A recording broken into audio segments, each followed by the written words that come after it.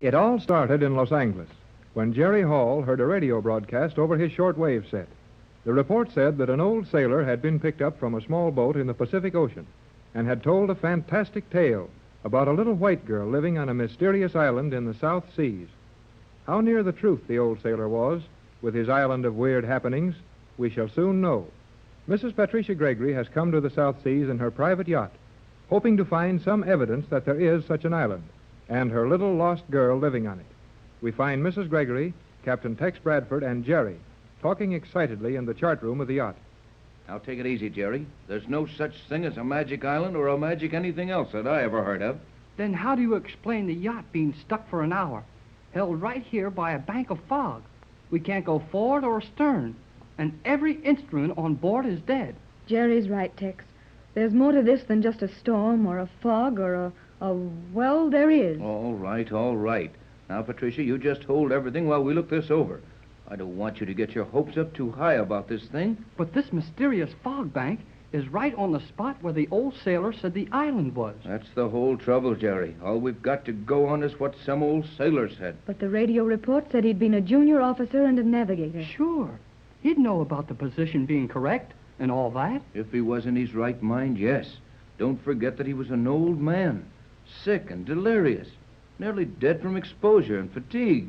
When he was picked up out of the open sea, he had no map, not a scrap of paper to verify the position. But it said he left a diary on the Magic Island and that he kept it carefully for every day he was there. Then why did he leave this diary on the island? Well, maybe he was a prisoner there and had to leave without taking anything that belonged to him. Oh, stop romancing, Jerry. You're raising Mrs. Gregory's hopes too high. She's been disappointed so many times in all the years she's been trying to locate this girl. I know that. But this is near the spot where you were shipwrecked 14 years ago, isn't it, Mrs. Gregory? It couldn't have been very far from here. I remember our position so clearly. Well, the old sailor said we'd find something mysterious when we got to this spot. Well, gosh, that fog bank is mysterious enough, so part of the story is true anyway. And if that much is true, why can't it be possible that Joan, my little girl, is on the island? We've got to find out right away. All right, the yacht won't move and the fog won't move.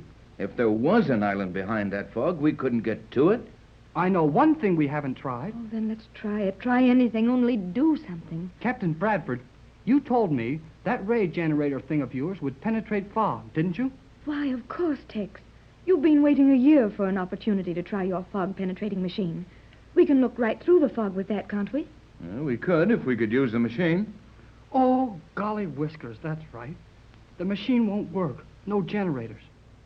Won't the batteries pull it? They would, but they're dead, too. But we just can't sit here and do nothing. Oh, I'm sorry, Pat, but there doesn't seem to be anything else we can do until that fog lets go of us. Now, look, fog can't hold a big boat. That doesn't make sense to me. Oh, it adds up wrong for me, too, boy, but there it is. The bow of this boat is held tight against a bank of fog, just as solid as if we were anchored to a concrete wall. The engines won't push us through the fog, and they won't pull us off the fog. Every instrument on board is dead. Even the radio tubes are paralyzed. Then there's only one answer. Electricity of some kind. But where would the electricity be coming from? No good, Jerry. We might be over a magnetic field of some kind that would throw the instruments out of order. I've seen that happen in a lot of places. But enough real electricity to hold a heavy boat powerless? No chance. Oh, yes, Skipper? Hurry. What's up, Skipper? Loose. I think we are myself. Drifting. We're drifting, Skipper.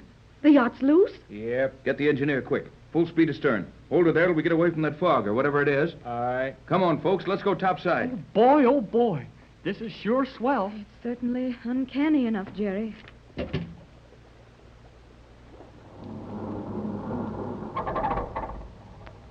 Pat, Jerry, come here. We're backing away all right. There stands your fog bank. Now, we can start your fog light gadget and try it out. You think we can actually see through the fog with it, Tex? I know we can. But wait till we're safely away from that gray wall. Here comes the skipper on the run. I wish he'd get excited enough to say more than one word at a time. Hush, Jerry. He'll hear you. Generators. How's that, Skipper? Generators. They working all right now? Aye. Then the other instruments ought to be all right, too. Let's check our position again. Checked. Good old Skipper. Where are we? Here. Oh, we know that, but where's here? Here, show us on the chart. The exact position is important, you know. Here, Jerry, help me hold this chart still. There. Look, Mrs. Gregory, we're right where the old sailor said we'd find the magic island. Everything working now, Skipper? Is the radio okay? Aye. Thanks, Skipper. Hold her steady now. Just keep the motors idling. If we drift away a little, let her drift. Aye. Can I try the radio now? No, Jerry, let's don't call anybody in yet. No, Jerry. If we have found something unusual, let's work it out for ourselves. Oh, heck.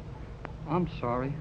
But I just thought of starting the radio. Well, let's try my fog ray first. I've got my doubts about that thing over there.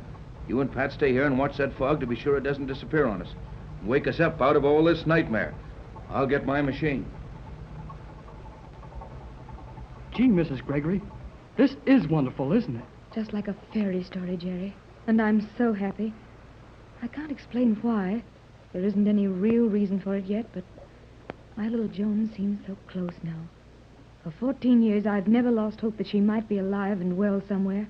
And now... Oh, Jerry, if it could only be. I know how you feel, Mrs. Gregory. Kind of empty one minute and full up the next.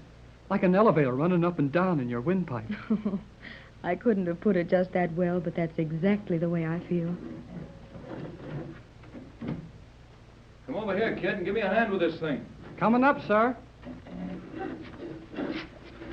Boy, that's a heavy contraption. Captain Bradford has been working on it for years, and he expects it to do anything with fog. Yes, it does work in fog.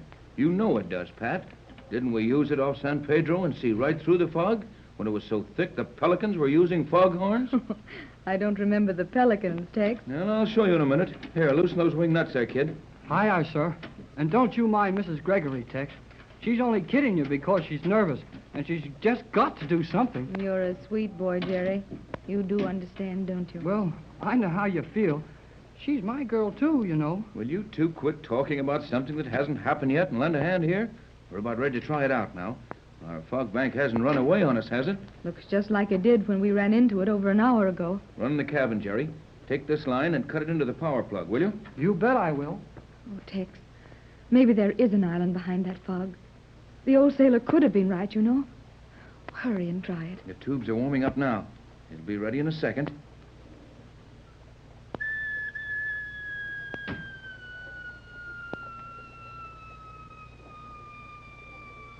Is it all ready to go now, sir? All set, Jerry, and you can be the very first to try it if you want to. Oh, golly whiskers. Can I? Hurry, Jerry. Yes'm. Well, what do I do? Well, now look. Extend that telescope out as far as you can. That's right. Then get down behind it. Put your shoulder against the stock and sight it just as you would a rifle. Now, when the fog begins to open up for you, run the telescopic sight in and out till you get the focus. And you'll see the ocean on the other side of that fog. Boy, this is sure exciting. There now. I've got my sights on the fog bank. How's the visibility? Can't see a thing but a gray wall. Well, hold your sights there. I'll run this barometer for you.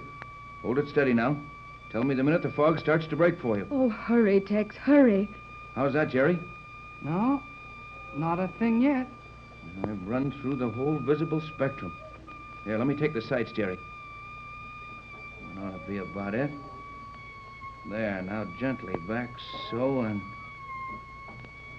Have you got it? What do you see, Tex? Well, I guess that's that. Oh, Tex. 4 years' work. No use. I'm sorry, Pat. Gee, Captain Bradford, I'm sorry, too. Well, I've been disappointed before, son. That was about our only hope, though. There may be something wrong with your instruments in that gadget. Can you check them? No use, Jerry. They check themselves. When you hear that high hum the oscillator gives off, everything's working. Every single unit in that layout is connected in series. And it either works or it doesn't. But I can't understand it, Tex. The ray worked so perfectly off the coast of California. That fog looked just like this one. Why wouldn't it work here? Hold everything, folks. I've got an idea. Well, there's plenty of room for it here. You remember when we all came up forward here? When the bow was stuck right into that fog bank? and the motors wouldn't move the boat either way? Yeah? Yes, Jerry. We all crowded right up on the forward end, right against the rail, didn't we? Go on, son. What are you getting at, Jerry? That fog was right against us. It didn't seem to blow around us a bit, but you could hear the rush of the heavy wind. I noticed that. Well, I didn't at the time, but I remember it now. Go on, Jerry. Well, that fog was right against us. You could feel it. We were there for minutes and minutes, but when we got away from there, after we had been standing in the edge of a fog, our clothes were perfectly dry. Jerry. Why, he's right, Tex. Our clothes were dry, and we did stand right in the fog. You've hit something there, kid. Sure. And look, Captain Bradford's fog machine worked all right off the coast of California, you said. Why, of course. It worked perfectly, yes. That machine will cut a path through the heaviest fog I ever saw. But it wouldn't go through this stuff. So there's only one answer. That fog out there is not fog. But in the middle of the ocean, it's got to be fog. What you suggest is impossible, Jerry. Why, it's fantastic. Look at Captain Bradford's face. He was laughing at my magic island a little while ago, but he's not laughing now, is he? I tell you, there's something mysterious here. And that fog is not fog.